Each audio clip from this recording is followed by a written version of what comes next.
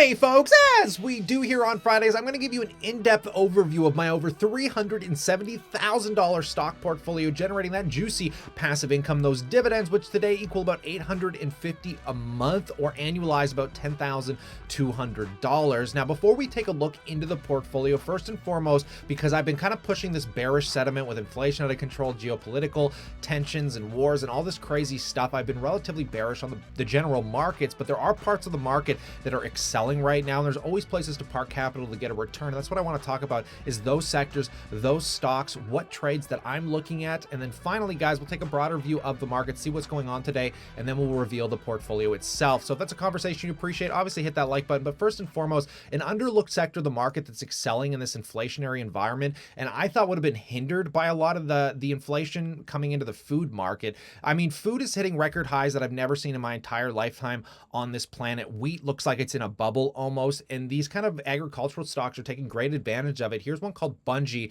which is based out of Bermuda but has global diversification and everything from fertilizers to food-based products, and currently this thing is up 15% year to date. But the largest one coming out of the Canadian sector is called Nutrien, a pure fertilizer-based company, and I'm blown away just to look at this chart. Like, it's astronomical here for a dividend company in such a boring sector. So I'm not buying agricultural stocks, but I am recognizing it as part of the commodity boom next to gold, uranium, and all of these commodity stocks, guys, because I've been keeping an eye on Barrick being one of the largest gold providers on the planet, also a Canadian-based company that does pay a dividend. And year to date, it is up 34%, and it continues to truck along, and something tells me the trend will remain your friend. But I don't have exposure to gold, but it's neat watching gold go up literally day after day right now, seeing if it's going to crack those all-time highs again of around, what was it, 2,036 US dollars an ounce. But again, I don't have a huge amount of exposure to gold. I do have some precious metals in the physical form. I don't really talk about it as much because it's usually not that much of an impactful thing to the overall portfolio, but I do have mild exposure. But where my attention is really lying right now, guys, is in the utility sector, another boring sector, highly underlooked right now, that is trading still down from its highs. And we've been getting earnings that are making me very bullish. Starting off with Algonquin Power, posted like 30% revenue growth. It is still trading off its all-time high peak that it saw roughly in 2020 and again in 2021 at the beginning of the year, but with a 4.68% dividend yield, of 15 PE, and largely exposed to everything from water utilities, transmission lines, with the largest exposure to renewables. I love these as pure plays. Now, I own a lot of Algonquin Power, but I'm also looking at a company like Fortis.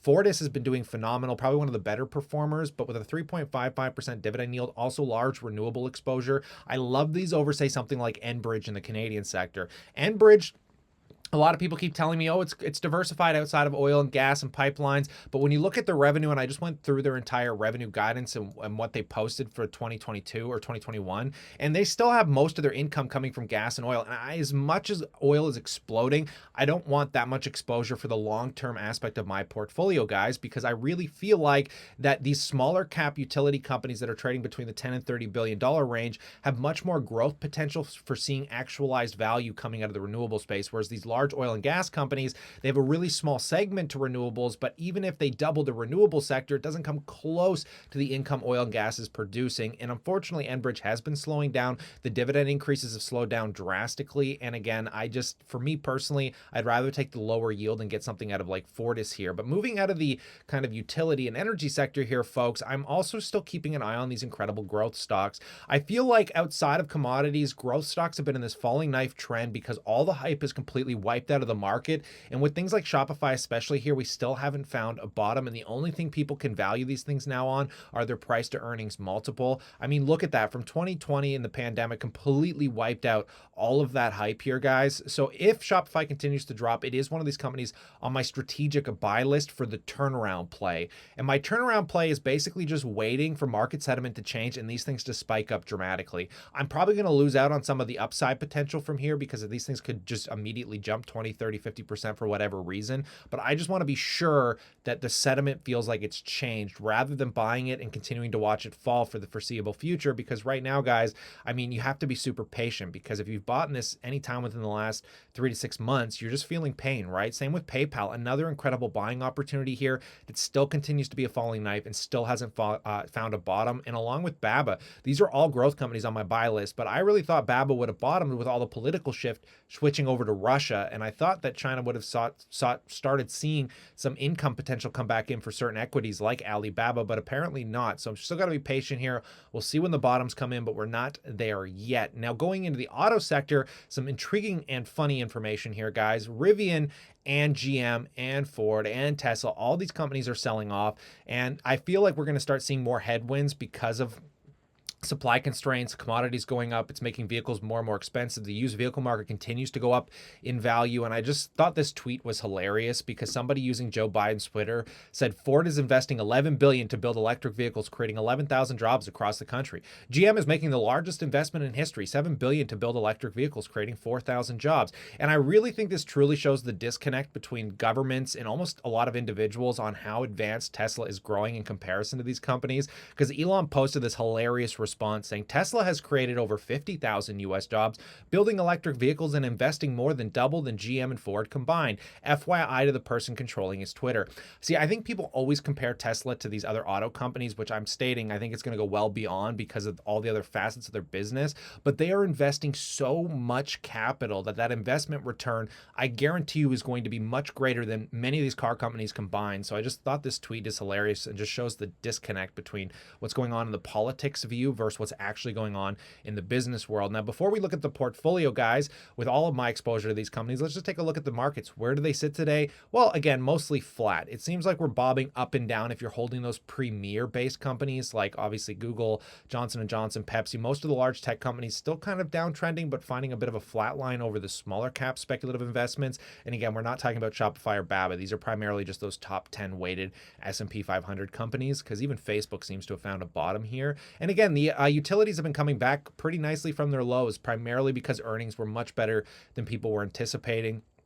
And outside of that, guys, the SPAC market, and again, all these lower capped weighted companies still looking for bottom. So bringing it into the full portfolio overview in my spreadsheets here, guys, let's talk about this because like I said, I'm bearish on the market, primarily stacking cash, still recognizing opportunities for reinvestment dividends into things like Fortis. But because I'm just finishing up my taxes, guys, I've been sitting on more cash than I've ever had in my life.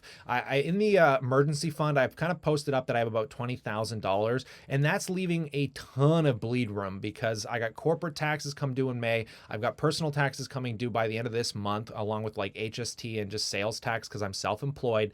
And I'm sitting on almost $50,000 in cash. I have no idea what percentage the government's going to take, but I left a lot of leeway to know that I'm guaranteed to be left with at least $20,000 for an emergency fund. Anything left over will be what I'm going to use to invest back into the markets when I start seeing the turnaround. So the turnaround, I don't know when that comes. I'll have to update you guys because there's no guarantee to know for sure, but we'll just have to keep an eye out and start seeing when small caps, speculations, and some of these larger cap things like Shopify really do start turning around. Outside of that, the only other markets I've been really intrigued by, guys, is crypto. I know most people might not like crypto as an investment, but this finally starting to disconnect from how the general NASDAQ was trading because it was really trading with the US markets. Now people are starting to see the global use case for it because it's being used in the Ukraine and in Russia from both sides of the border for two different liquidity reasons. So I find crypto to actually be finding some solidarity between this with gold, even though gold is obviously outperforming crypto this year on the current market basis. And I do have exposure to gold. I own some physical gold and silver. I don't talk about it as much because it's not that impactful to the entire portfolio, but I do have some precious metal exposure as well here, guys. Outside of that, the only thing that I really appreciate is after doing all my due diligence and restructuring from the beginning of the year to protect my downside risk, it has driven up my dividends to an all-time high yield, well over 10,000 at this point, which is wonderful. And that came from me basically selling down the big tech weightings, as I mentioned, scaled all my tech down and repivoted it into some of the utilities, into some of the real estate investment trusts, making like adding smart centers next to my RioCan, which I honestly think the real estate sector hasn't fully actualized the underlying asset value of these REITs. And the fact that they're pivoting so drastically into residential and taking advantage of this kind of housing crisis going on in Canada, I'm really bullish on the real estate sector. I still think there's good value in some of these Canadian REITs. Outside of that, guys, like I said, I'm looking to add to the utilities still. still because they're a smaller sector of the portfolio, so maybe that'll come into play in the sooner term. But outside of that, this is my sleep easy at night portfolio. And if you guys want to be able to track your portfolio in a similar manner, we do have all these spreadsheets laid out over at thechartmaster.com. It's a one price fee. You get dozens of different portfolio trackers for different needs, including personal finance trackers. So some of you have been asking me how you get these kind of spreadsheets. Well, just go over there. You support the channel a little bit and you'll help figure out your risk tolerance and global diversification. But outside of that, guys, very happy. I'm going to continue to scale up, obviously, my ETFs as well. This has been an important new factor to the portfolio that I don't talk about as much.